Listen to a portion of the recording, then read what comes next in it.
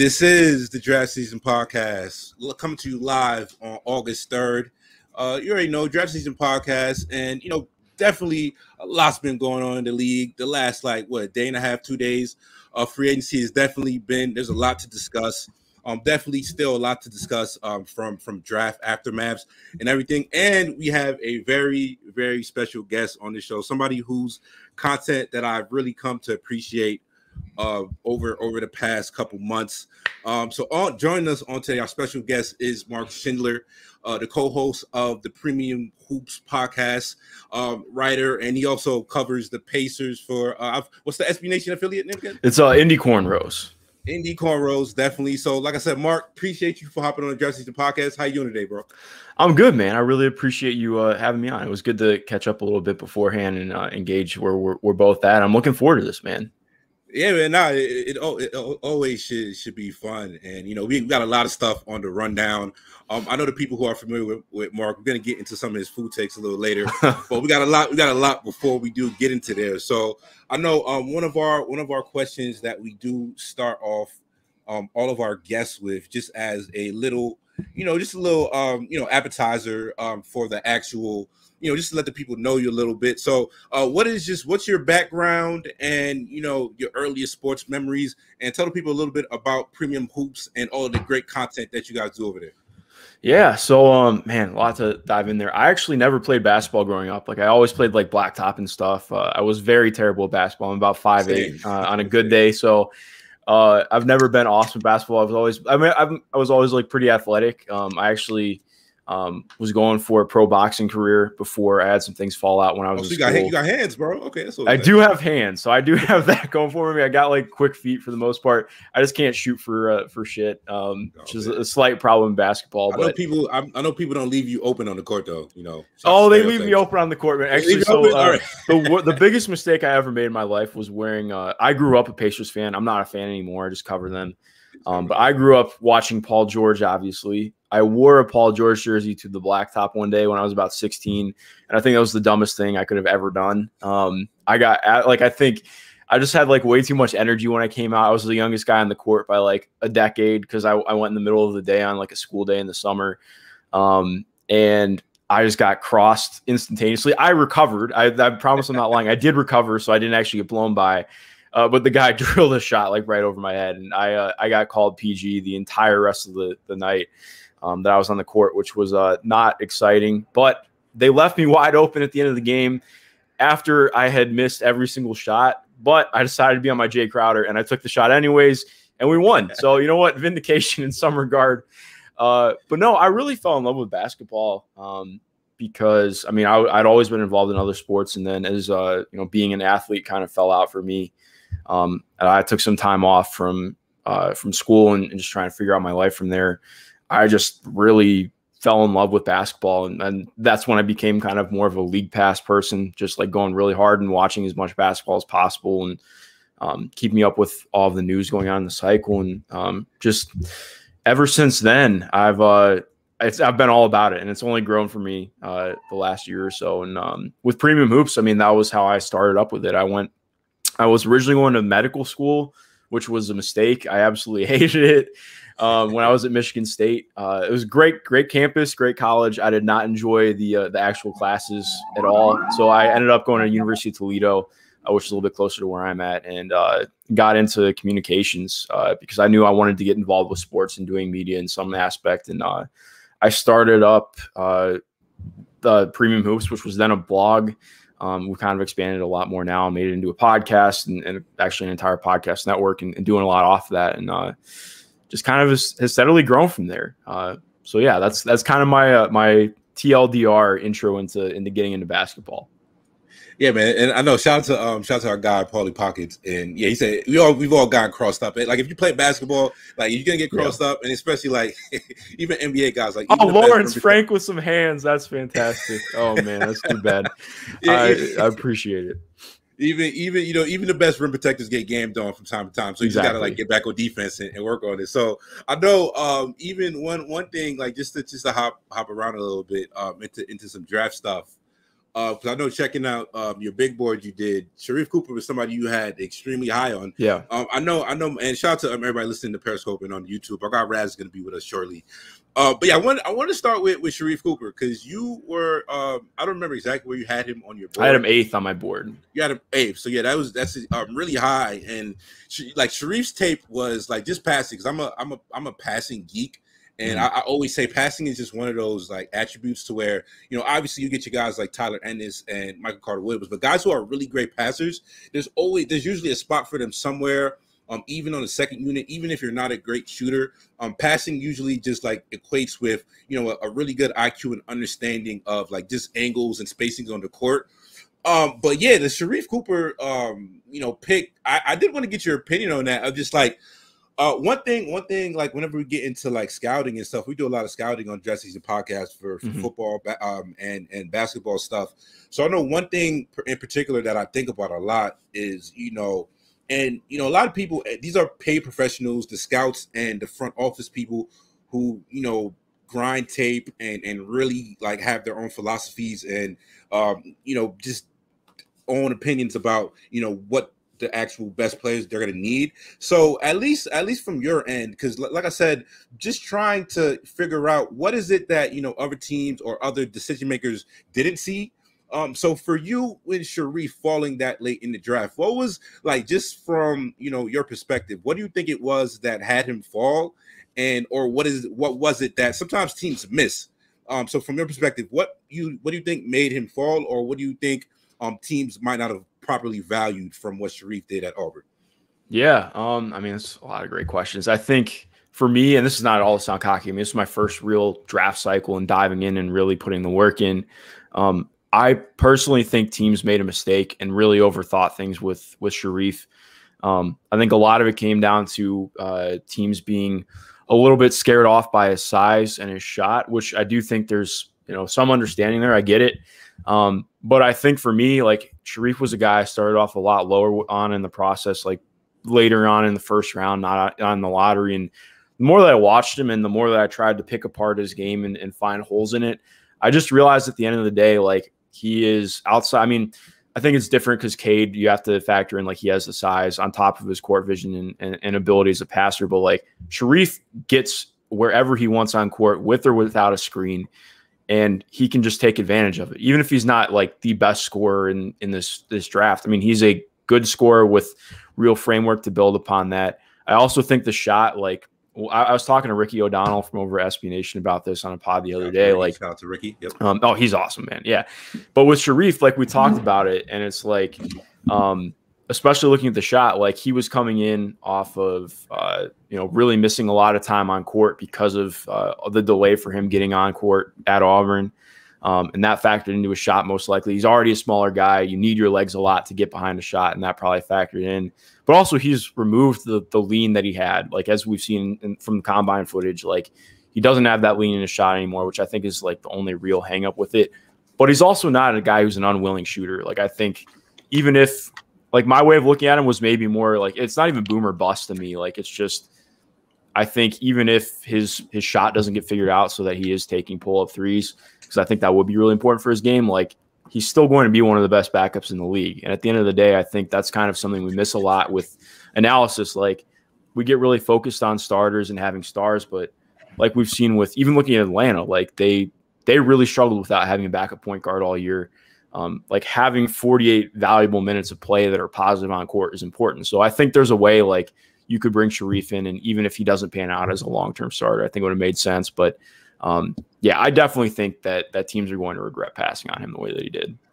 What's going on, Raz? We got my guy Raz Mark. Oh man, how are you doing? Sorry I'm late, brother. No worries, man. Nice to meet you. The job that pays kind of held me up a little bit, but we're here to have a little bit of fun. What have I missed? We just got into a little bit of Mark's background, and we started on Sharif Cooper falling to the Hawks. Okay. So Raz, we didn't really discuss that on our recap too much in depth. Yeah. But what? Like, so what yeah. So I'll say this. So I had Sharif somewhere in the 20 to 30 range, like in terms of where he should have fell. He was an option for my maligned New York Knickerbockers. I thought that was somebody they would be interested in. I think the upside was kind of worth just taking a shot at somebody who he has balls, man. Like, I think he's a gritty kind of player, and he can create his own shot. I worry about his inefficiency and his size. I do think sometimes those small guards in the league, people start to hunt them out defensively, on those pick and rolls and things like that, just to get in the matchups that they want. And his shooting touch wasn't the best. So just as a small guard that can't shoot, that we have to rely to finish amongst the trees, often was something that kept me up at night when thinking about taking him at 19 or 21 if I was the Knicks. But falling to where he fell with the Hawks, I didn't think he would fall that far. And I think that was kind of the shock. And I think he kind of now falls in a situation where he gets to run a second team on a team that currently at this point is still playing with house money, in my opinion. Obviously they gonna have some more expectations after what they did in the playoffs, but for the most part, people are going to look at the playoffs last year and account for injuries and things like that. So, I think this team is still going to be playing with house money next year. Trey just did get paid, so the expectations are going to be higher, but I think Sharif is in a good spot. He fell way too low. I thought he would – the furthest, honestly, I had him going was like 33, 34.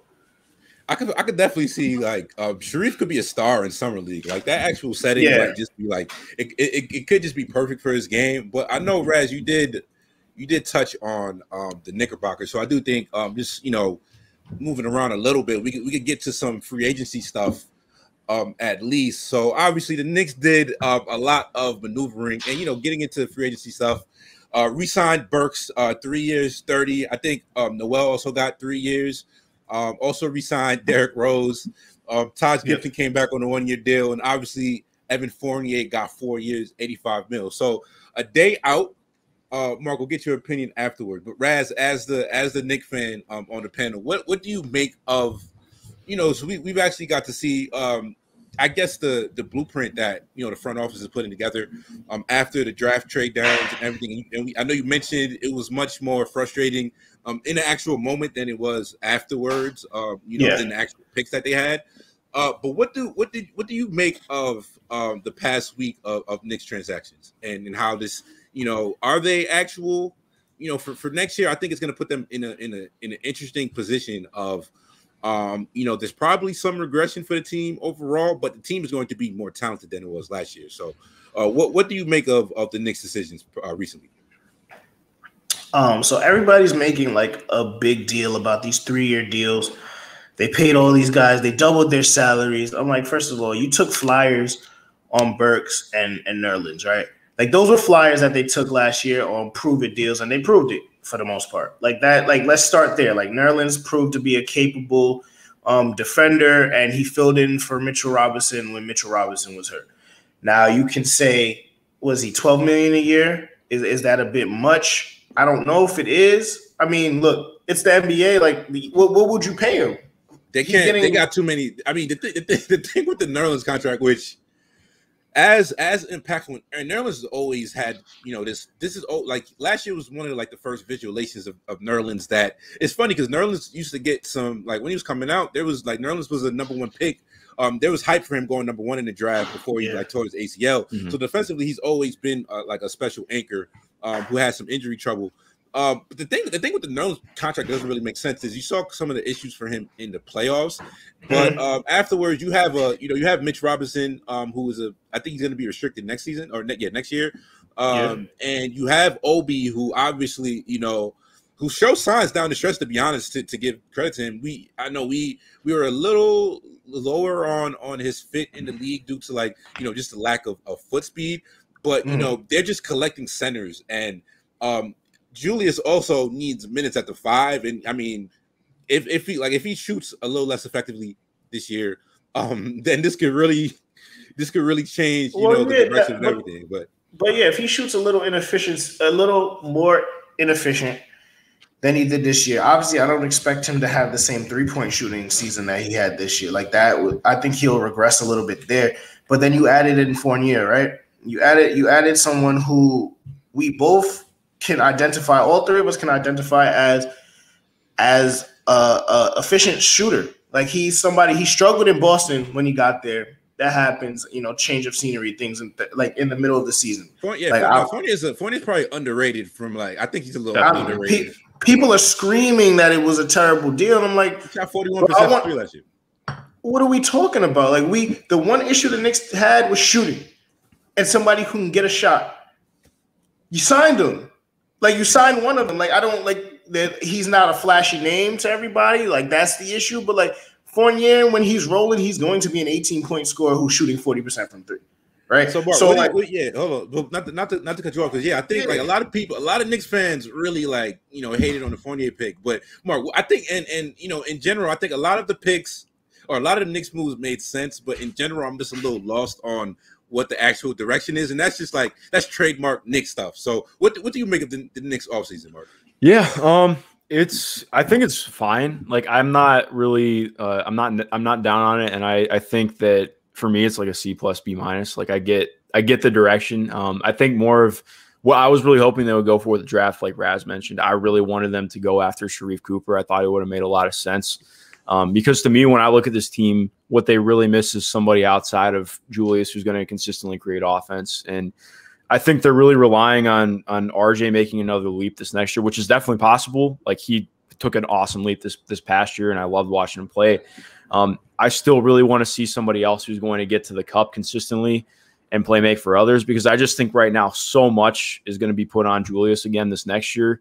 And I still believe, I don't think this was just a fake year from him. Like he was fantastic, made real changes to his game, and credit to Tibbs for putting a great game plan and buy-in from everyone around him. But I still think they're lacking that a little bit. I do agree though. Like the talk on some of the deals was wild. Like Burks earned that money. It was awesome to see him have the year he had last year after really struggling due to injury and just kind of bouncing around from there. And he was fantastic in the playoffs. I liked him at his money. Like, I don't love D Rose's contract, to be honest. Like, I think I'm not going to go out and say it's an overpay, but it's whatever. But the Noel money is good. Like Nerlens was really damn good. And I just think he was put in a very tough spot in that Atlanta series. He didn't have an awesome series, but part of that's just how overwhelmingly talented Atlanta was compared to what the Knicks could do, man. So I feel pretty positive about what they've done. Like I do wish that they'd gone a little bit more in on trying to find somebody who can carry the load a little bit more on offense. But I like Quentin Grimes as a guy who's going to fit in as more of a movement shooter with some defense on the side as well. And he has a little bit as a handler that might unlock a little bit. I obviously love Deuce McBride. But I just think he's another guy too. Like he's a good catch and shoot guy. He can play very good defense. He's a good post entry passer. So I like that for Julius. But again, a lot of it seems like the Knicks are really just focused on building around Julius. And I don't think that's as bad as people are making it out to be. Like, I think the idea is have another year like this around Randall, see what that looks like, and try and maybe fish for a star in the next year. So overall, I feel like I'm pretty fine with where the Knicks are at and understand where they're going at. And they're not just a flash in the pan for me. Shout out to the Mark, you had a great tweet earlier today, honestly, and I think I would love to give you the floor just to elaborate on it a little bit. When you said cap space is probably just the most overrated entity in professional basketball, the cap space and having loads of cap space, it could be anything. Do you want the boat? Do you want the box? Yeah, exactly. It could be anything. It could be a boat or it could be a box. But yeah, because I totally agree with you on the idea of what could be, but yeah, just whatever. I don't even know what exactly spurned that thought from you earlier today, but just just talk a little bit about just how people generally cap space doesn't exist, man. It's just I tweeted this out too. Cap space is a social construct, man. I think we've just seen enough now. Obviously, okay, I wouldn't it is important in some regards. You can't. Having a deal like the Chandler Parsons deal or something like that. And again, that's unfortunate due to injury and everything, but there are some deals that you don't want to make that are very clear, just negative assets, right? But overall, I think we've just seen enough throughout the last couple of years that as long as you don't make a massively catastrophic move, cap space is just overrated, man. At the end of the day, So it's overrated in both directions. Like I think we talk so much about like, oh well, the Knicks are going to go out and get a star this summer because they have all this cap space. Same thing with Dallas, and they've ended up filling out with like pretty solid players. Like that's what normally happens. Like you're not often just signing a star outright unless you're like the Lakers or Miami or whoever is drawing that interest. And also too, like I think we can look at it and be like, well, you know, it's good to have the cap space, but at the same time, you have to use it and pay good players. Like it's just we go like way too hard on how that looks and what it means in the time being. So that's where I'm at with cap space. And like everybody's playing on a semi-level playing field with it. And it's easier to finagle around it than I think we give it credit for. Like obviously like Kevin Love has been like a different aspect, but like even then you can look at like who's a guy who everybody thought wasn't going to get moved. I can't think off the top of my head right now, but there was a guy like Westbrook. Yeah, like exactly. Like everybody's like, oh, he's been traded twice since. Never going to get traded, and he's been traded, 3 years in a row. Same thing with Chris Paul. Like, I just don't think that there's such thing as an untradeable contract right now. So it's there's just there's more nuance to it than I think we give it. Yeah, right. Anything else on the No, I'm just saying what the Lakers have done. Going into it, I was told that they had no cap space. There was zero wiggle room to make any moves in terms of signing anyone. They've signed everyone.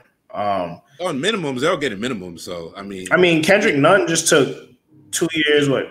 Like 10 mil from them? Yeah, that's their mid-level. Yeah, that's their mid-level. How many mid-levels do they fucking have? They get it. Nah, they get, that's the. All right, so I think it's pretty interesting. Because I don't think they had any trade exceptions. Like, so I'm just like, what are we doing? Nah, they signed Melo 1 year deal, veterans minimum, I believe. Trevor Ariza 1 year deal, veterans min. Kent Bazemore also got the vet min. They signed Kendrick Nunn and Malik Monk.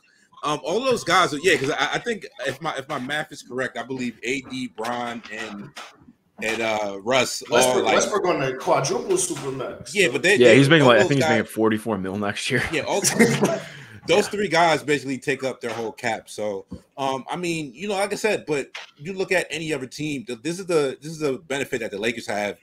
Playing in LA, having Bron and AD, because not any other team pretty much outside of the glamour markets wouldn't be able to fill their actual, the fringes of their roster, which I would say Pelinka is doing. Even though he's getting the AARP All Stars on his team, I think they're getting enough shooting.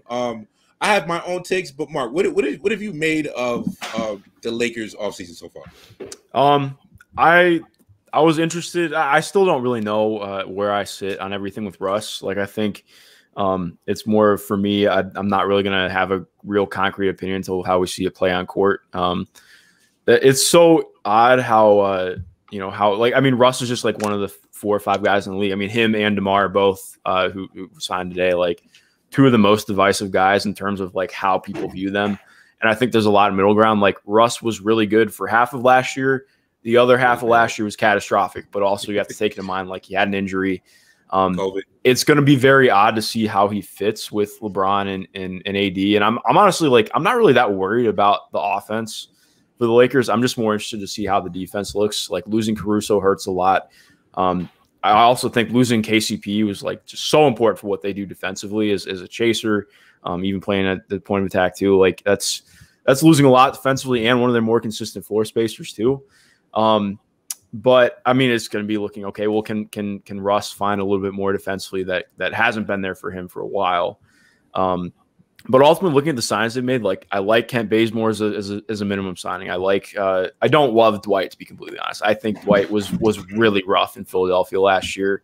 I don't really know what he's bringing to this team, to be completely honest. But that's again, that's not a minimum sign, so you can't fault it.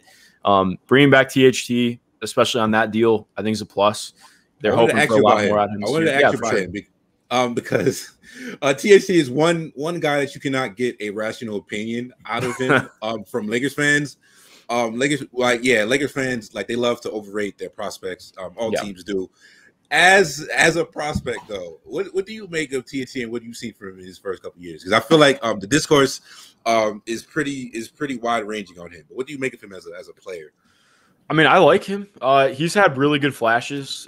He's like one of the craziest drivers in basketball for me because not that he's like better than everybody else, but he's got really long strides. He has those crazy long arms. He's got a fairly tight dribble for his build and the way that he attacks. It's just going to be finding more of a consistent shot for him because I think that's the biggest thing for him is if he's not going to be able to consistently space the floor next year, then that's going to be a big problem. And it's going to be harder to see how he's going to have more of a consistent role. But I buy that coming along. I really like him, especially, I mean, defensively, he's really figured things out. He still has a lot to work on off the ball, but on the ball, he brings a lot. I mean, it's been awesome for him just to get the minutes that he got last year. Like one of the things that I'm looking forward to, not just for the Lakers, but in general is seeing how this last year impacts development for guys league-wide. Because we saw, I mean, just much deeper benches last year with all the guys out with health and safety protocol. You saw a lot more guys get playing time or more playing time in bigger roles than I think we would have seen in a traditional year.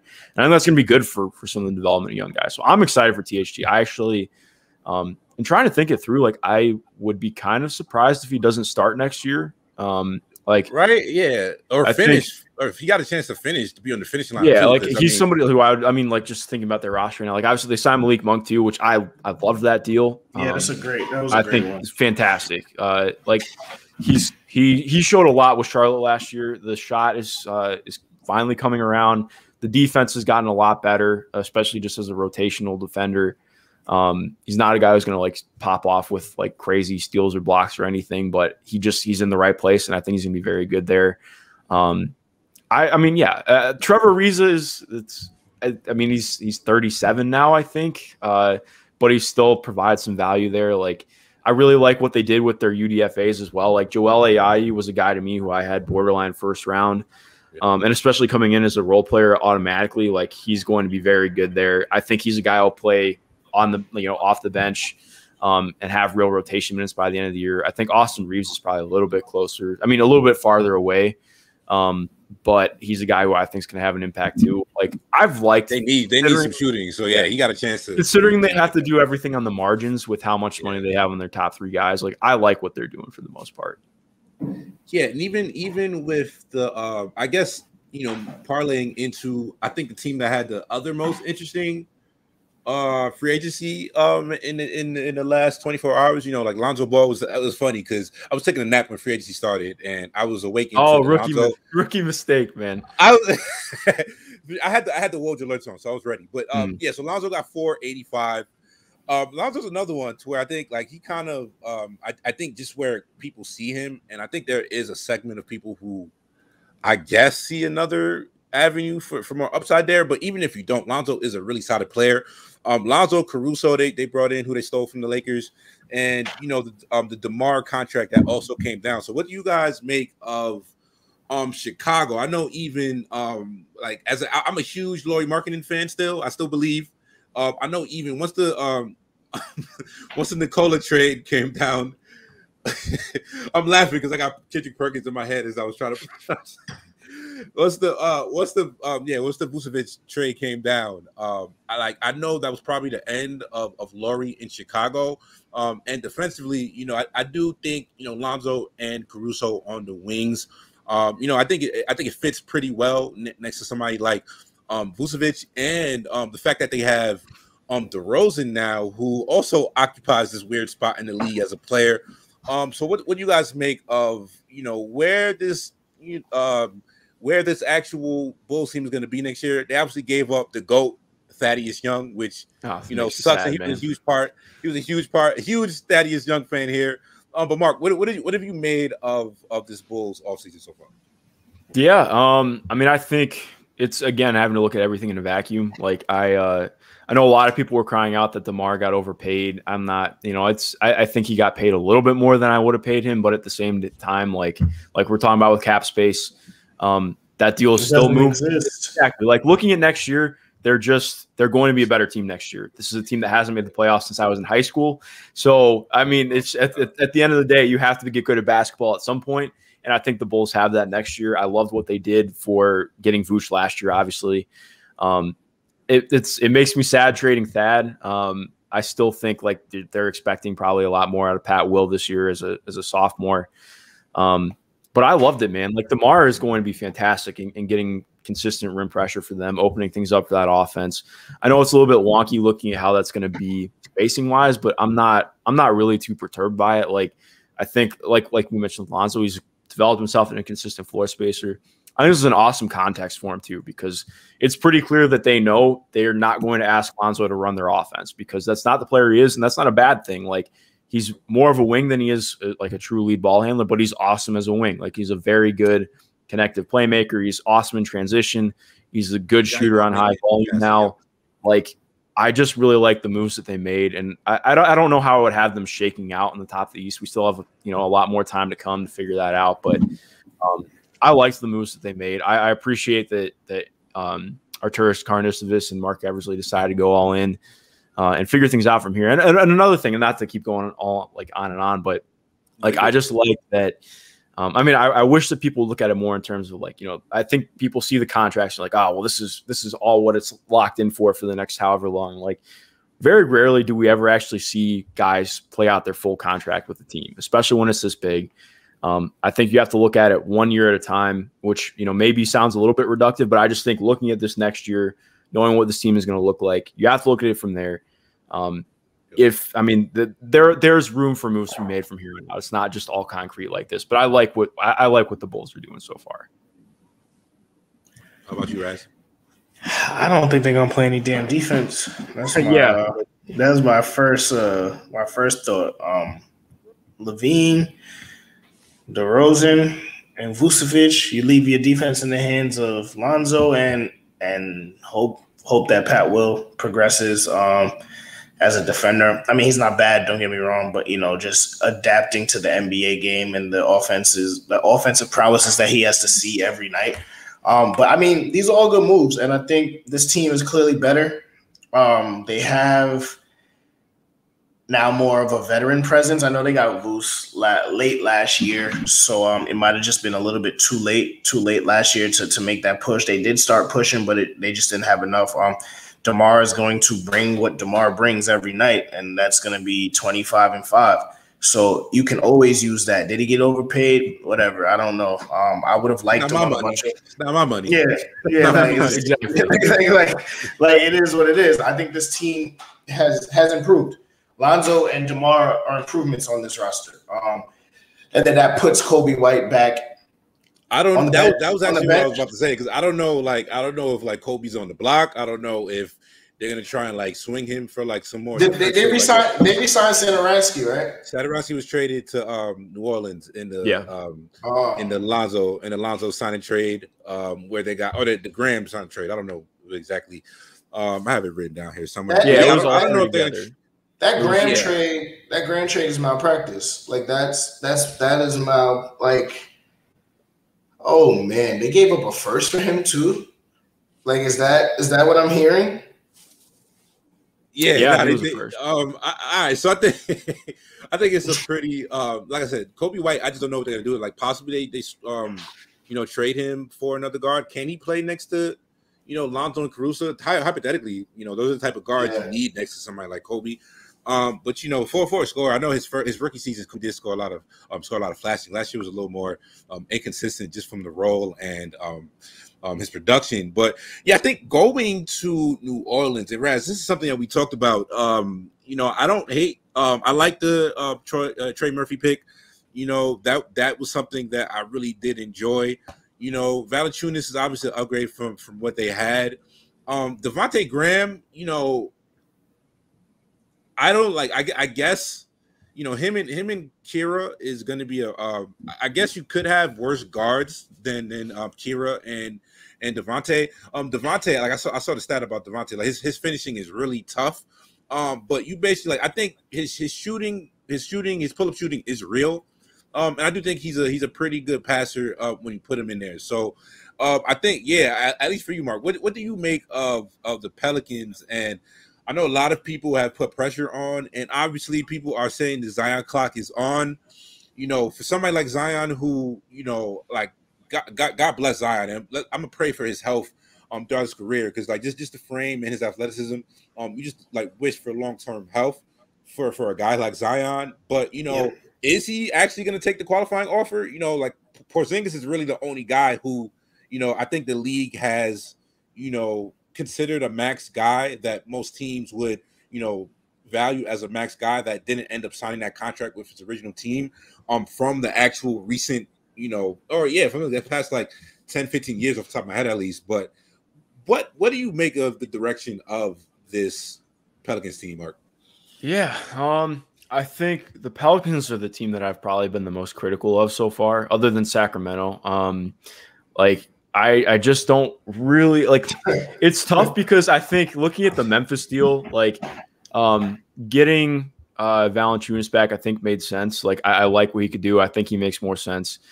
But also, like I think you have to look at that, looking a little bit back to last year too. Like they're not making this dump off move if they don't sign terrible contracts last year and take on Eric Bledsoe. And it's less about taking on Eric Bledsoe. Obviously, it's more about signing Steven Adams. But clearly, they had to get off of what are viewed as bad assets on their roster and paying to do so. So I think just on surface, that's not great. I do like what they got back, but again, you have to pay to make that happen. I actually like Devontae Graham quite a bit. Like, I don't think he's a better player than Lonzo Ball necessarily, but like I'd actually have them in like close to the same tier. Like what he brings, I know his finishing is rough. I also would say it's not bad. I also would say I can't stand StatMuse, man. Like they find like they grift the hell out of some of those things, man. Like just to dog guys. But with Devontae, like the pull-up shooting's legit, and I think even if he's not getting to the rim a ton, he does a lot. With the way that he's able to pull guys out with his gravity as a three-point shooter. He does a lot more as a playmaker for an offense and leading an offense in some regards than I think Lonzo has in the past. So I like that for New Orleans. It clears things up a little bit. It's still not perfect. Ideally, like you want somebody who's more of a downhill driver that can open things up. But I think you can bank on Kira Lewis doing that. Like he had a really good rookie year. I actually wish that he'd gotten more playing time. So I'm excited for how that looks. I like Trey Murphy a lot too, and he makes a lot of sense on that team. But again, it's more just like I look at a lot of the stuff that New Orleans has done, and it's just trying to rectify past mistakes that they made. So I'm not. I'm a little bit down on where they're at. Again, like looking at Devontae, like I mean, they could have clearly just signed him in cap space, and they traded a first-round pick to get him. So that was like a little bit rougher there. I still think that they have the bones in place to be a pretty good team moving forward, but I just personally think that David Griffin and the team overall, I mean, not team overall, but the organization overall has kind of bungled some things. I mean, David Griffin has been selling us this pack for quite some time. He yeah, that's a better way to put it than I put it, man. It's been nothing but mid-grade, dressed up in designer packaging. I don't get how we're allowing. I mean, he clearly has the wool over the Pelicans ownership eyes because other than ownership don't really. I mean, the Pelicans ownership, they're only concerned with. The Bensons are only concerned with the Saints. So, like, you know, like I kind of just see the Pelicans as like, you know, that family's tax write-off. Like, they've never really showed us to really care. It's like the Texans. It's like the McNair family with the Texans, bro. Yeah. Like they gave it to their lunatic son to run. Realistically, like he was like, it's just. I digress. Either way, the Pelicans haven't proven that they're building around. I mean, yes, Graham, for all intents and purposes, in theory, is a shooter, right? Well, let's go in theory and shoot. He's a shooter. He's a shooter. He's a shooter. Yeah, he shoots. He shoots. The shots go up for sure. He will shoot the shots. Do they go in? Debatable. I think just all the other moves that they're making. That's your Kansas hate talking right there. That's I'm fair. all right with Kansas hate, man. I'm not a Kansas guy. I don't know if I'm hate. I don't have much hate for Kansas players other than like Perry Ellis because I feel like he's still there. I won't be surprised, man. Yeah. Like, I gotta give my guy there. Yeah, like he's a shooter, man. Like it's the rim finishing that's pretty bad for Devontae. Yeah, the rim finishing's bad, but the shooting is legit, especially because it's taking a lot of stuff off movement and contested. Like he takes some tough shots. Yeah, he takes some tough shots. Look. I hear you. He's a park player. I'm not. That's exactly what he is. But I don't have. Do you guys see that working for Zion? Like, is this going to be a team that even competes for the playing game this year? I think for you at least, Mark. And I'm somebody who's always been a very big Brandon Ingram fan. But what do you make of the fit between them two? Because I think it remains to be seen if that's going to be the core that they're going to want to build around. They're both extremely talented. Is it the best fit for each other? Can you move forward with those guys? Are both extremely talented. Obviously, they went top 2 in drafts for a reason. But what do you make of the actual fit between Brandon and Zion? Yeah, well, just to backtrack a little bit, I mean, like, Raz made a great point, man. Like, I mean, even though this team has made some improvements, I don't know. I mean, like, it feels like unless they're banking on, it feels like they're banking on a lot of major internal development to be a playoff team next year, or even a play-in team next year. Like, even let's say, okay, Jackson Hayes takes a leap, which I think is realistic because he did towards the end of last year. Obviously, you're anticipating Zion taking another leap somehow. And I guess to me, that leap would hopefully be finding more consistency on defense. You're hoping Nickeil Alexander-Walker takes another leap. And he had some really bright flashes last year. They're losing Josh Hart. They're filling out parts of the roster still. But again, you're banking on a lot of internal development. I just don't know. Like, okay, let's just go down right now. Like, Utah is going to be close to one of the top teams in the league again next year. Phoenix as well. Denver. The Clippers, even losing Kawhi, I still think the Clippers are going to be pretty good next year. Like, that team is still better constructed than New Orleans is right now, unless they deal with some more injuries. Dallas has Luka. I mean, obviously things can change up with injuries, but like, you just keep going down. Like, Memphis is probably in a better spot than New Orleans is right now as a competitive team. I mean, you're getting to New Orleans being in that same range as Sacramento, Minnesota. I mean, Golden State is taking another step up this year after, obviously having Clay gone all of last year. They've improved on the margins too. So, like, yeah, I don't really know how to view where this New Orleans team is at right now. I think they're still kind of on the outside looking in the playoffs. Yeah, I think, you mentioned the Sacramento Kings. So I think just to backtrack a little bit, because I struggled with it originally because they never make sense. The organization, like, that is the truth. They can find talented players, but just in general, like, I love Davion Mitchell, and I did like Nehemias Queta, like somebody who I was interested by what he did last year. I'm interested to what he could do as a big in the league, but like in general, like, what was you like? Just to talk a little bit about your beef with. Or just what was your reaction on draft night after the Davion pick? Which I guess it really, like, the more I think about it, the less it does make sense in my head. Although, like, I love him as a player, but what the hell are they doing? Like, is Vivek just? Yeah, man, I don't have a great read on that team. I feel like there's probably stuff that we don't know that goes on with that front office because of Vivek, just based on reporting and everything that's come out. But yeah, I mean, I like Davion Mitchell. I think I was higher on him than some people, not quite to, the mainstream consensus of having him as a top 10 pick. Like, I viewed him as more like a borderline lottery guy. But I think if you're higher on what his improvements were last year and that those are sustainable, then I think I could see it. But at the same time, you're saying, okay, well, you're drafting a guy who's strictly a lead guard to play alongside De'Aaron Fox. Like, that just doesn't make sense. Like, I think I look at it, especially when you're drafting the lottery like that, what's the pathway for this guy being a starter? Like, this team very clearly needed and has needed for quite a few years somebody who's going to play the 3 full time for them. They don't have that. Like, they had 2 chances to do that. Like, again, you're probably not getting somebody who's going to be a full-time starting 3 for you with the 39th pick. I like the Nehemias Queta a lot, but I mean, they had opportunities to take guys who made a lot more sense. Like, you could have taken Moses Moody at 9. Just somebody who makes a lot more sense for this team developmentally and moving forward. To me, Davion Mitchell's not that guy. Like, I like him a lot, but it's just, you could say, all right, well, I mean, maybe they're going to run out a lineup with Davion Mitchell, De'Aaron Fox, and Tyrese Halliburton. Like, we've seen 3-guard lineups play, but like, at the same time, I'm not there. And this team has clearly had a hole at the 3 for a long time. So it was a little vexing to me.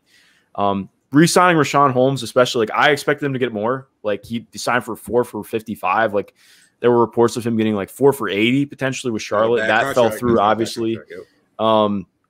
And I love that. I mean, that's a great deal for them. But what have they done to actually get better for next year? Because I'm not seeing that. Like you mentioned, you know, where, like, you know, how close are we to Zion not wanting to be in New Orleans anymore? I am like 2 weeks away from starting to beat the drum for free De'Aaron Fox, because like we was talking about that. Yep, we was talking about that on. And I try not to be like too much like that, but at the same point, like, they have to be willing to commit a lot more than this to building around De'Aaron Fox, because this is gonna be year 4 for him. He was a guy who I mean, there was definitely a case where he could have been an all-star last year. Took real meaningful strides. I don't really see what Sacramento is doing. And unless some kind of deal comes together, like, I know they've been reported as being interested in Ben Simmons. I just don't know who they're trading to make that. Like, I am not interested in a deal centered around Buddy Hield if I'm the 76ers. That's not enough for me to trade Ben Simmons. No, I should not be. Yeah, exactly. And like, so I don't know what they're doing without trade. Like, I don't want to be too overly critical before the offseason is over, but based on how it started, I'm really not too encouraged on what they're doing. Who's happy in Sacramento right now? Like, I feel like nobody. I don't like. Is Luke Walton might just be happy to have a job? Like, I still can't believe he has a job, to be completely honest. That's what I'm saying. But like, even talking about the fit between the three, you know, Halliburton is like, I feel like he's a really instinctual off ball defender. You know, but he himself is like not the biggest guy, just like girth wise, not somebody who you would really want sliding up to guard bigger wings. De'Aaron Fox, you know, he can move his feet on defense. I really wouldn't call him a great defender. Yeah. And Mitchell, although he's extremely pesky, he is like, he's a one positional defender to me. Yeah, like there are some twos he can defend, but like, he's not somebody you're gonna throw on wings. So yeah, guys are gonna shoot over him. So it's gonna be interesting. I think Raz, another I think the other, you know, big takeaway from free agency would be you know, the Heatles and Riley and Miami. So Lowry to the Heat, kind of, you know, it was the secret, like it was out. Everybody kind of knew this was something that had a really high chance of happening. A lot of people thought it would happen over at the trade deadline. So like, obviously, as I try and like grapple between takeaways from like the last like year and a half, I'm kind of just throwing out everything that happened in the bubble. I kind of think like the sample from that Heat team against the Bucks in the first round this season is closer to their real selves than what happened in the bubble. But Lowry to the Heat, they also signed PJ Tucker. How much better do those signings make them? They also re-signed Duncan Robinson for, what did he get, 4 years, 90, I think? He got it all, bro. Duncan Robinson got it all, man. He was always getting it, but yeah. The Heat, I think they're a better team with Kyle Lowry. Obviously. Yeah, like that. Like Kyle Lowry, as much disrespect as he's gotten over his career, greatest Raptor of all time. Hang up the jersey right now. But he improves his team. Their window hasn't gotten any bigger with him, I don't think, as he is an aging player. I don't know how they're going to maximize this roster. Maybe it is the steadiness of Kyle Lowry that just maximizes and gets them a step above what they were last year. But I don't think they return to championship heights with this signing. I think the East is going to be just too competitive, and talent will win out at some point, whether it is the Nets, the Bucks. You know, we could see the Celtics getting their shit together if you want to get – I know you don't see it. I'm not hoping on it, but I mean, if they're healthy, the Celtics are taking a step backwards this summer. Yeah, I mean, but I'm saying that's the group. Yeah, but I'm saying that's the team they're gonna have to compete with. I don't think that do you think the Heat currently right now are better than the Celtics? Yes, because we're not even talking about the Sixers yet. So like, the Heat are better than the Celtics? So as currently constructed right now, where do you see the Heat? Like, just hypothetically, are they a 5 seed? They seem like a top 4. You know, that needs some help to really get into that next group. But what do you make of the Heat, Mark? Yeah, I mean, obviously Kyle Lowry makes them better on both ends of the ball. Goran Dragic really took a step back last year due to injury and just getting old, man. Like, I mean, it's with trying to say this in the nicest way possible. Like, I don't think I've seen a player literally just look older in 1 year like I've seen Goran Dragic. Like, he went from like even just his hair, man, like completely grayed out. Like, you could tell that the bubble really wore on him. I mean, it's a big upgrade for them. But like you mentioned too, like I tweeted this out a couple of days ago, or when the deal happened, feels like a couple of days ago. I was like, I mean, they are certainly not doing anything to lower Florida's median age by bringing in some of the guys that they brought in. Like I like the signings. PJ Tucker, I think, was a good signing, not a great signing. Like it does some stuff for them that makes sense, but ultimately, like their offense, I think they lost some of what they like the offensive groove that they'd really found that made them what they were in the bubble. They never really found that again last year. Part of that was Dragic being in and out with injury and just dealing with kind of a down year.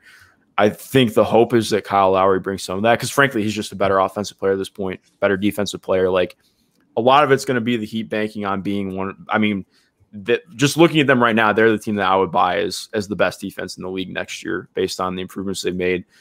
They signed Markieff Morris not too long ago, which I think it doesn't fully answer the questions for me. Like the Heat were one of the teams I was thinking would be looking at potentially signing Rudy Gay, somebody to really unlock some things for them, in terms of lineup versatility, bringing some more stuff, better, just different looks defensively and different looks offensively as well. It's still spacing.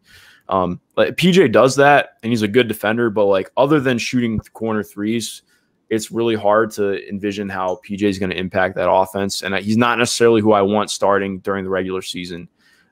As a team trying to, bank on getting wins to get a higher seed. So I think they still have some moves to make. I would like to see them try and complete some kind of trade, but ultimately, I mean, the Heat have just gotten better and I like the moves that they've made. But I still am a little bit hesitant to put them as like one of the top teams. I mean, they are one of the top teams for me, but like, I don't think that they are better than the Sixers. I don't think they're better than Brooklyn. I guess you could make a case about Milwaukee, but Milwaukee just won the title. And I still think that they have obviously the best player. So yeah, right now Miami's taking meaningful steps, but I'm just not entirely sure that they're like a top 2 or 3 team in the East for me. Yeah, they're really big. Like they need like it's gonna. I guess it's gonna be interesting to see. Like it really does make like somebody like Tyler Hero, his year 3 is gonna be really really important for them. Because if he gets back to like anything close to what he was giving them in the bubble, and when the hype was getting a little out of control with him, but yeah, if he takes another step and like a little more, like I feel like at the beginning of the season, Bam showed a lot more comfort in his his offensive game. I think that might be another. If they do take another step, I do think it's going to really come down to like Bam and Hero giving his team an additional layer offensively. But I did want to before we get to the bottom half of the show, Mark, you obviously do cover the Pacers very closely. So it always gives us a nice little chance to talk about the Pacers. The Pacers are a little more interesting than I feel like people might give them credit for from a national perspective. That the roster is also better than I feel like people. There's a lot of talent on that team. Shout out to Goja. Shout out to Goja Bataze. That's another guy who one of my draft bulls, I would say, coming out. So I've always been a big Goja fan.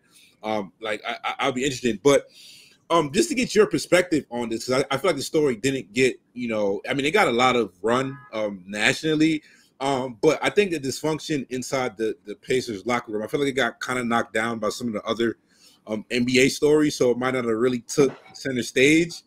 But with Nate Bjorkgren, what did you make, at least from somebody who covered the team much closer and followed the press conference and just the dynamic of the actual roster? What was, from your perspective, what went wrong in the Pacers locker room for somebody who might not have been tapped in? Yeah, man, dude, a lot went wrong with that. I think there was actually a really good episode of the I can't remember JJ Redick's, but Old Man in the Three. It came out with Karis LeVert on it, and he talked a little bit on some of that stuff, which was very eye-opening. But essentially, like, a lot of stuff just started leaking. And even before it broke nationally, there was like probably a month or two before then we started hearing stuff about things that were going on in the locker room from some of the team insiders. Like some of that came out after, just to give a little bit, like Nate Bjorkgren had banned do-rags on team road trips, which that's a big freaking red flag to me, man. That's racist, bro. Yeah, that's a little shaky. You don't. Yeah, exactly. It's just a lot of stuff that, in retrospect, you could kind of see like, yeah, this doesn't look great. I think the biggest way to put it is he micromanaged everything. Like that's all the reporting came out was just micromanagement. And like even like so mentioning Karras, like Karras talked about in that interview, you know, he talking like he compared his rehab coming back from freaking cancer to what he was doing rehabbing from having a broken foot in Brooklyn. Like, so having that broken foot in Brooklyn, he mentioned like he would practice for 2 weeks with the G League team before the training staff even contemplated. This Polly Pockets guy is hilarious, man. But man said no ways on road trips. But I mean, like so Karras talks about like having this huge ramp up process to getting back to being on court in Brooklyn, and then in Indiana, he scrimmaged for 4 minutes without. It wasn't even with the G League team; it was with the full on team. And Coach Bjorken tells him he's starting that night. And so like instead of like that just shows you the difference process. And I think it's a little bit like I do think that a lot of this is on the Pacers organization. Obviously, that's why they made this course correction, firing him, moving on. But that's kind of the microcostal view of like, yeah, Nate Bjorken had his hands in everything last year and what was going on. It was ugly. It was just honestly, it got to a point where I was kind of glad that they didn't make the playoffs because it was not a fun team to watch. You could tell they were not into it, especially as the year went on. A lot of just questionable things going on schematically too. Like just for reference, like why are you playing 30 feet out on Andre Drummond when he doesn't have the ball? Like that stuff happened routinely last year. Or like face guarding Brook Lopez on an inbounds play and giving like a wide open lane to the rim. Like stuff like that would happen over and over and over again. And it was just the on-court stuff was already damning. The off-court stuff was even worse. And I was glad that he got – saying glad that somebody got fired sounds wrong. But at the same time, I just think that there was more than enough to warrant that. And I'm glad the team made that decision and moved on to somebody who I think will be a lot better than Rick Carlisle.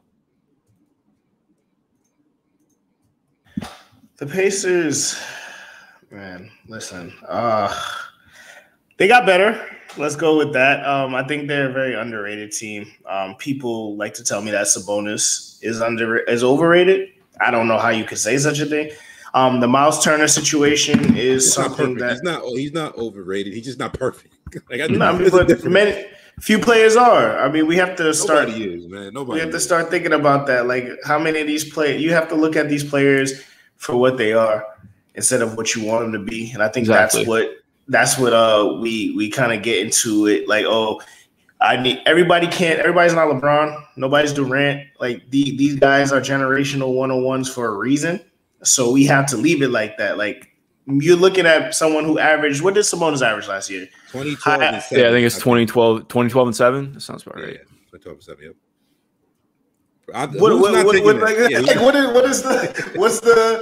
What's the issue there? So it's just like Miles Turner is where things get tricky.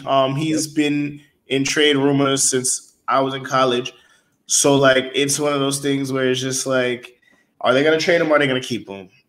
He's a very useful. To stay there, Raz, because I did put this on the rundown, and I think I'm higher on Miles Turner than the general consensus. And like I said, he's been in some tricky spots, just roster building. And I think it's funny because like considering the Paul George trade, and as far like to take it back to that timeline, considering that they got Sabonis, which is another all-star back in that deal, and Oladipo, they won that trade. It's not often that I would say you trade your star player and you get a respectable return like that. And to get 2 all-stars back in general, which is like, so shout out to the Pacers front office and Kevin Pritchard for that, I would say. But for you, Mark, I would say, just from somebody who covers the team and watches this team, where are you at on Miles? Because I do think, like, depending on, like I said, like I put on the rundown, depending on who is talking and when the conversation is coming down, he can fall on any side of the overrated or underrated totem pole. So where are you at on Miles Turner? And like I said, he's just been a proverbial human trade chip. So where are you at with Miles? Yeah, no, that's a great question. I think for me, I try and fall a little bit more in the middle, but I also think I just don't really see a lot of people who overrate him, to be completely honest. Like a lot of the talk is always like, the idea of Miles Turner is better than actual Miles Turner. And like, I don't think anything irks me quite like that. because that just tells me people might not be watching him. Like I think outside of Rudy Gobert, he's probably the best rim protector in the NBA. Well, probably being more mobile on the perimeter than Rudy Gobert. And well, not probably. He is more mobile, and I mean, Rudy, to his credit, is mobile, way more mobile than I think he's credit for. But like when he got a guard Terrence Mann.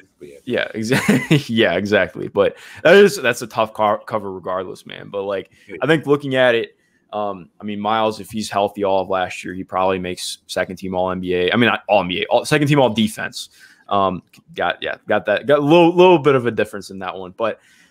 He made real improvements as an offensive player last year, even if the numbers don't show it. Like he was a guy who always struggled with keeping the ball moving, and you know, with just quicker decision making, and that really came along for him last year. He had his best season that he'd ever had at the rim. Really figured out some stuff in terms of putting the ball on the floor and driving, which you don't see from a lot of guys who are 6'11" shot blockers. So that was promising, and that's something he's been putting together for a couple of years.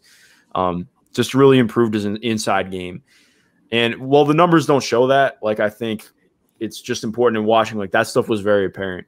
I don't think he's ever going to be a guy who is like your second best offensive player on a team, which is fine. Like he doesn't need to be. He's your best player on defense, and you can build the defense around him. Just strictly for his sake, like first of all, I mean, because I've talked to him a couple times, love him. He's an awesome dude.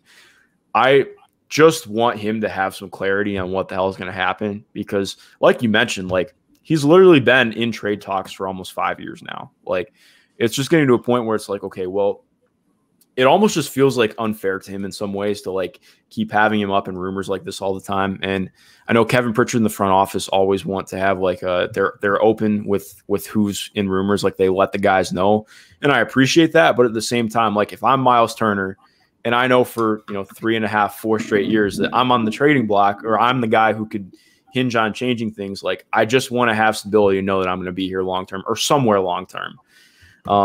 So I do think, like looking at this Pacers team, like they're not where I think some people, especially more Pacers fans, would view them. Like I think some people are like, oh well, they got Rick Carlisle. They've made some changes. Like they're going to be a top 4 team. And I don't see that right now. Like I think they'd really need a lot to go right for them for that to happen. And I think they're still probably a move away from being a team that I view as like a top 3 or top 4 team in the East. But just on Miles in general, like he's a very good player. And I think he gets a little bit of unfairness towards him, partially because I mean, some of the same stuff as like Jaren Jackson Jr. gets a lot of, like, and same thing with like Marc Gasol. They're not great rebounders, but you have to look at why. Like Jaren Jackson Jr. has really high hips. He's not super strong on his base. It's not because he lacks toughness or physicality. At some point, you just can't be a good rebounder relative to your size. Like that happens. To Miles' credit, he's very good at boxing guys out and picks his spots very well. But no, he's not an awesome rebounder at his size. But a lot of times people and just fans and talking heads in general are like, oh, he's not tough. He's not physical. And I just don't think you can watch him play defense and say that. So he's a guy who it's hard to contextualize somebody who's a center that gets 7 rebounds a game, but he's a very good player. And regardless of whatever team he's on, like I think he's a positive impact guy for sure. Now, Raz, I wanted I don't know if you had any final Pacers talk or Pacer takes before we hit her, but I wanted to end on this one. I did put it here because I don't know if you saw the the Netflix documentary. So Mark, I'm gonna ask you, as somebody who was a Pacers fan, like what do you remember from November 19th, 2004, aka the Malice at the Palace night? What do you remember from that night when you were younger? Yeah, so I was 7 years old on this night, and I did not know this happened, man. So I'm sure I saw it on SportsCenter the next day or whatever, but I don't remember it. The first time I ever watched it, I think I was watching highlights of stuff with my dad when I was probably like 10 or 11, and YouTube first starts like really coming about in the late 2000s. And he's like, "Oh, you got to watch this." I'm like, "Well, what are we watching?" And he showed me the Malice at the Palace. I'm like, "Oh, that's crazy, man!" Like that was the first real experience I had with it, watching on like one of those big old like kind of beige box computers that we used to have, and there's an IBM, and that's my real experience with Malice at the Palace, like watching that and being like, well, what is happening here? Like you just see Ron, obviously now Meta World Peace, laying on the scores table, and I'm just waiting because I have no idea what's going to happen when I'm a kid. And, you see the beer come flying down on like the grainy ass picture, and you're like, oh no. And yeah, it's just a complete and utter chaos, man. I've talked to a lot of people who were there and who covered the team then, and it's still kind of like a surreal thing to go back and talk about, especially looking at the fallout too. Like, I mean, now that Rick is back, it's kind of interesting to look at. Like, I mean, obviously, I think that's 14 years ago when he left as coach. Yep. So, like, you look at how that altered where the Pacers were at. Like, I think you can pretty unequivocally look at that 2005 season. I mean, they came in as title favorites. That was one of the best teams that the Pacers have ever had. Like, J.O. was insanely good, man. Like, I don't think people understand how good Jermaine O'Neal was. Like, he's one of those dudes player, who, like, he was so good, man. That's one of those dudes who's going to get lost in the history books.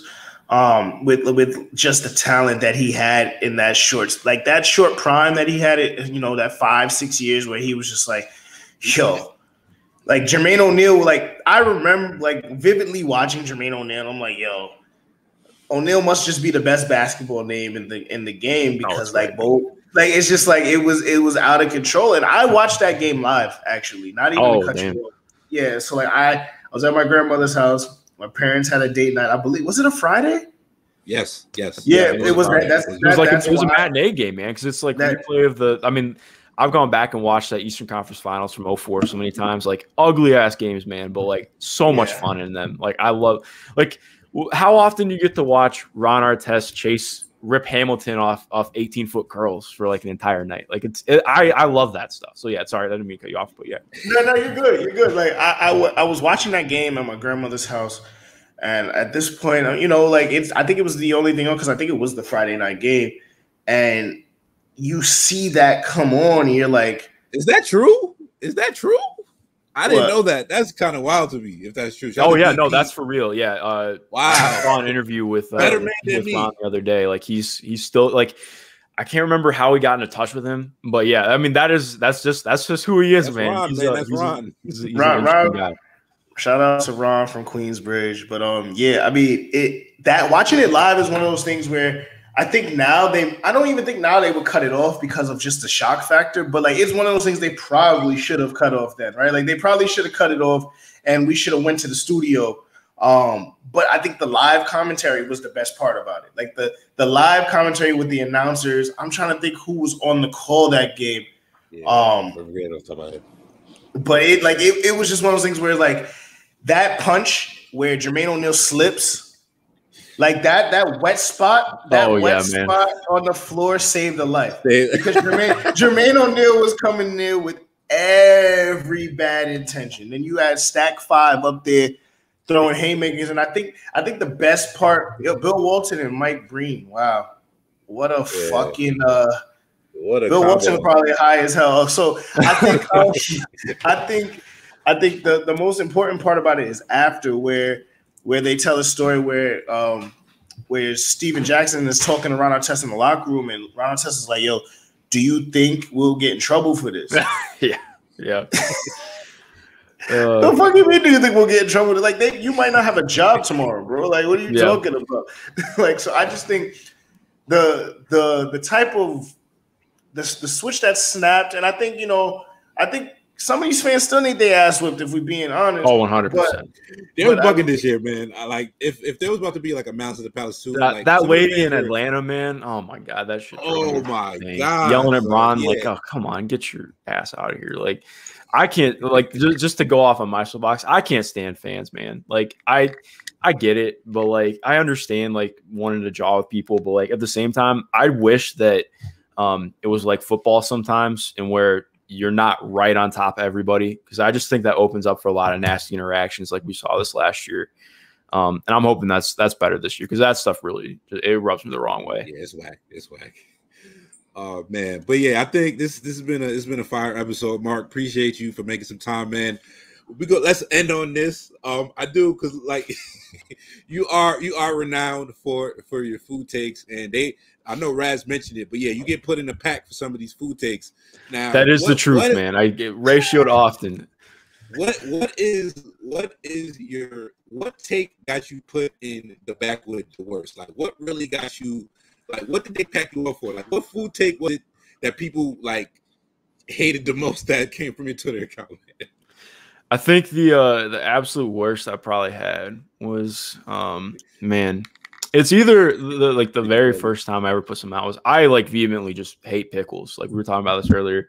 I can't stand pickles. I got like 50 or 60 quote tweets one time, but I did put out it was a particularly nasty tweet about pickles. It wasn't just like that pickles were bad. I was like, you're legitimately a bad person if you eat pickles or something like that. And I mean, part of it, I'm just like playing the bit and having fun with it, but I do really think that. Like, I hate somebody else follow you over it. Oh yeah, that was recently, man. I think so I don't like mint chip or what is the other ice cream off the top of my head? Mint chip. These are reasonable takes. Yeah, mint chip is bad. I have some more unreasonable ones, but like this one was pitting like what's worse, mint chip or shit. What was the other one? I can't remember off the top of my head, but like this guy like he legitimately unfollowed me after it. It was pretty priceless. Actually, it gave me a good laugh. No, I'm always putting out a rather jarring poll or like the worst one by far. Cookies and cream? Oh yeah, I don't like cookies and cream. I'm not a cookies and cream guy. I think it's just like just have an Oreo, you know. Or I'm not a big like people who dunk cookies and milk. I can't get with that. It's kind of nasty to me. I'm not. Yeah, you don't need crumbs in your mouth. I thought you had scorchers. These aren't like the scorchers that I don't like pasta. I think pasta is kind of gross. Like I don't like mac and cheese. I don't like spaghetti.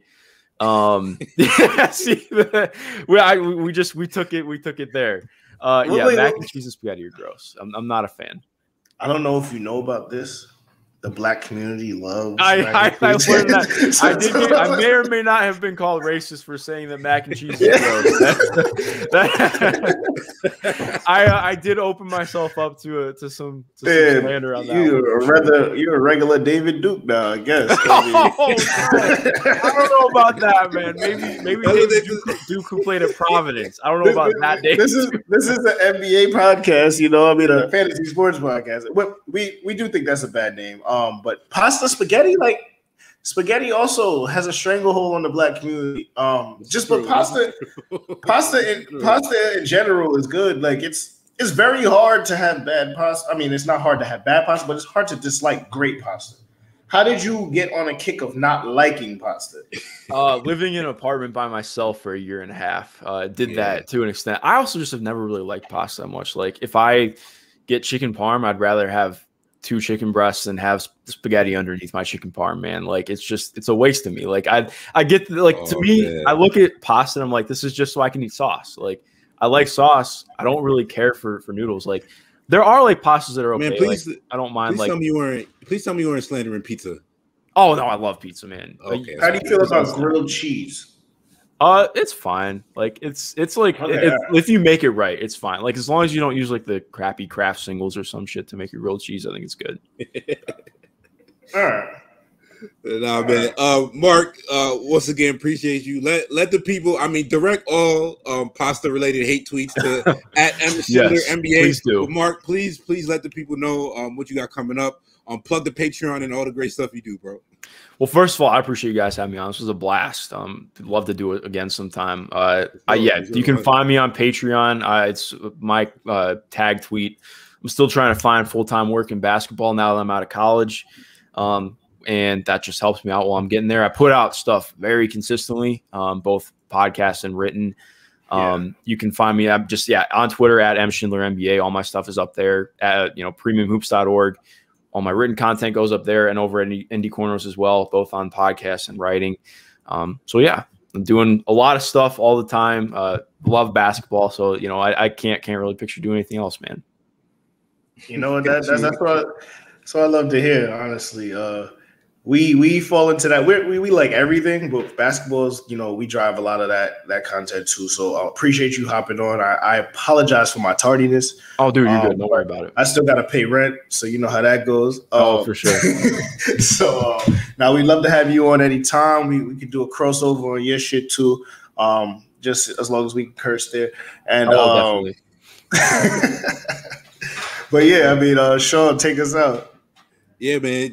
Draft season podcast, man. Definitely, we got a lot more football content. We hopping in the fantasy football bag coming up next. So if that is something you'd be interested, definitely keep an eye out for us. But yeah, man, we out of here. About to go enjoy that Locks Dipset versus Draft season podcast. Signing off.